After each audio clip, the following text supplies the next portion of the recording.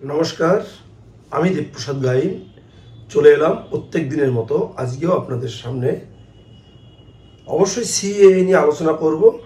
তার আগে আপনাদের গতকালকের ভিডিওতে বলেছিলাম দিল্লিতে যে আন্দোলন হচ্ছে ছাত্র আন্দোলনের নামে, তার ভিতরে মৌলবাদের বীজ যে ছড়িয়ে ছিটিয়ে উকিঝুঁকি মারছে, সেই কথার ছিলমোহর আজকে আমরা দেখতে পেলাম। বিদেশি ফান্ডে চলছে আন্দোলন, জেসিপির বিরুদ্ধে এনআইএ তদন্ত দাবিতে হাইকোর্টে মামলা।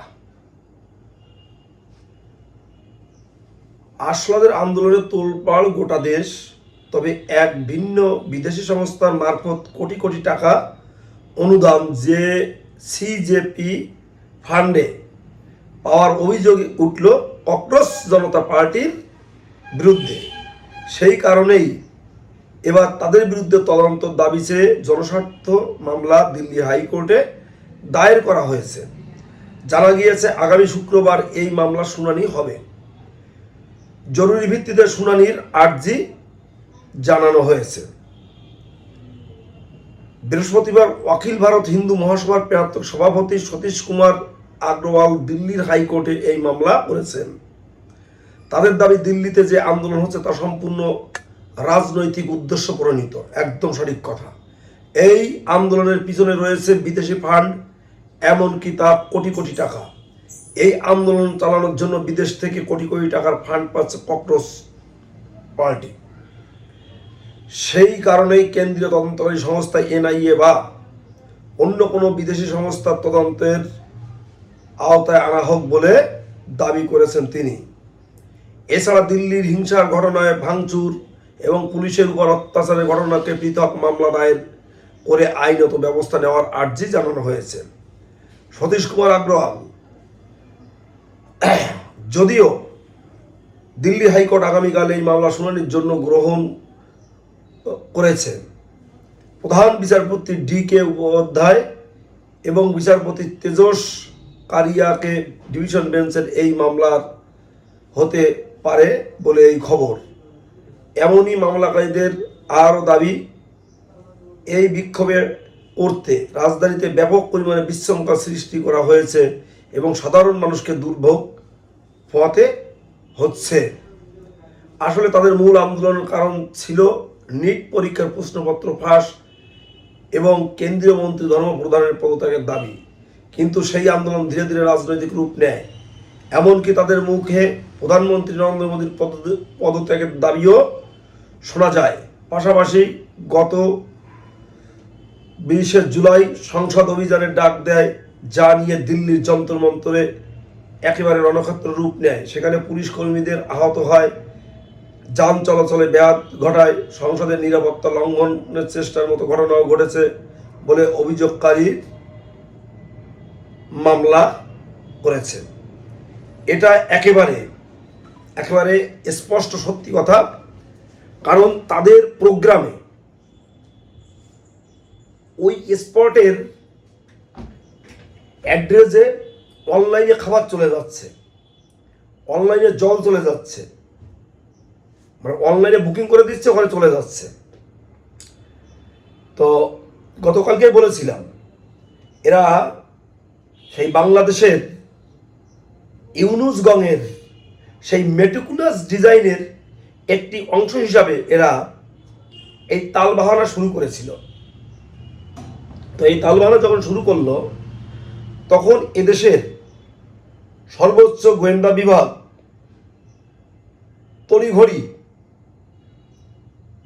এর দিকে দৃষ্টিপাত করেছিল। করার পরে তারা আসল জায়গাটি হাত দিতে পেরেছে এবং এদের যে বিদেশ থেকে একটা বড় অঙ্কের ফান্ড এসেছে, সেই ফান্ড কোথা থেকে এসেছে তারও তথ্য বের করা হয়েছে। যে কারণে দেখবেন ওই যিনি অনশনের নাম করে ওখানে চিৎপট্টাং দিয়ে শুয়েছিল, তিনি যখনই বুঝতে পারলেন যে আমাদের এই ফন্দি ধরা পড়ে যাচ্ছে, ইউপিএ ধারায় বা বিভিন্ন ধারায় মামলা হতে পারে, উনি 2 হাত উঁচু করে যে না না না আমি ঠিক হয়ে গেছি, আমার আর এই সমস্ত দরকার নেই, ঠিক আছে, আচ্ছা না ঠিক আছে, হ্যাঁ হ্যাঁ হ্যাঁ বলে উনি কিন্তু পাতালি গোটাই নিয়েছে। এখন আমার বক্তব্য একটাই, সারা ভারতবর্ষের সনাতনী যে সমস্ত মানুষ আপনারা আছেন, আপনাদের উদ্দেশ্যে বলবো, এখানে মৌলবাদের দোসররা তারা কিন্তু বিভিন্ন রাজনৈতিক দলের ভিতরে ঘোমটা দিয়ে আছে এবং এই রাজনৈতিক দলের ভিতরে থেকে তারা বড় বড় পদও আগলে বসে আছে। সেখান থেকে তারা কিন্তু মানে ঝোঁক বুঝে কোপ দেওয়ার মতো অবস্থায় বসে আছে। তাদের মোটামুটি ধারণা তারা ভারতবর্ষ দখল করবে। আর সেই সাথে কিছু অতি বাম, অতি ভাম, অতি রাম, মানে এই সমস্ত কিছু শ্রেণীর লোকজন এর ভিতরে কিন্তু ঢুকে বসে আছে, তারা উস্কানি দিচ্ছে। এখন একেবারে আমাদের প্রধানমন্ত্রী এবং স্বরাষ্ট্রমন্ত্রী শক্ত হাতে কঠোরভাবে এদের দমন করতে হবে। বাংলাদেশে আমরা জানি শেখ হাসিনা যে ভুলটি করেছিল, সে তার ছাত্র অর্থাৎ ছাত্রলীগ, যুবলীগ, তাঁতিলীগ, শ্রমিক লীগ, আওয়ামী লীগ, সর্বোপরি তার রাজনৈতিক দলের নেতা নেত্রীদের মাঠে নামতে বলেননি। সে ভেবেছিল যে প্রশাসনই তাকে ক্ষমতায় বসিয়ে টিকিয়ে রাখবে। এই ভ্রান্ত ধারণার কারণেই কিন্তু তাকে দেশ ছেড়ে চলে আসতে হয়েছিল। আমরা অনুরোধ করব এদেশের প্রধানমন্ত্রী এবং স্বরাষ্ট্রমন্ত্রীজির কাছে যে প্রত্যেকটি রাজ্যে যে সমস্ত মুখ্যমন্ত্রী আছে আপনাদের পক্ষে, প্রত্যেকে যেন সচেতন থাকে যে এই বাদরামি করতে আসলেই যেন নিজস্ব রাজনৈতিক দলের ক্যাডাররা মাঠে ঝাঁপিয়ে পড়ে। এই সমস্ত সীমিত সংখ্যক এই বদমাইশ, এই মৌলবাদ, আপনারা খেয়াল করবেন কারা কারা বিবৃতি দিচ্ছে, তাদের নামের আগে কি আর পিছনে কি, এইগুলো দেখে নেবেন। ভয়াবহ এক চক্রান্ত। এই চক্রান্তের মূল চক্রী মৌলবাদের বীজ, পাকিস্তানের বীজ, বাংলাদেশের বীজ এবং আমেরিকার দালালদের অর্থায়নে এই বদমাইশি শুরু হয়েছে। সেটা আজকে ভারতবর্ষের মানুষের জানা বোঝার অবকাশ নেই। তাই আমি বলবো আমাদের সকল সনাতনী ভাই বোন, মা, কাকা, কাকিমা যারা আছেন সবাই সচেতন থাকবেন, সজাগ দৃষ্টি দিয়ে থাকবেন। কোনো মৌলবাদের বাচ্চা যেন মৌলবাদের বীজ এখানে ছড়াতে না পারে, হুঁশিয়ার হয়ে থাকতে হবে।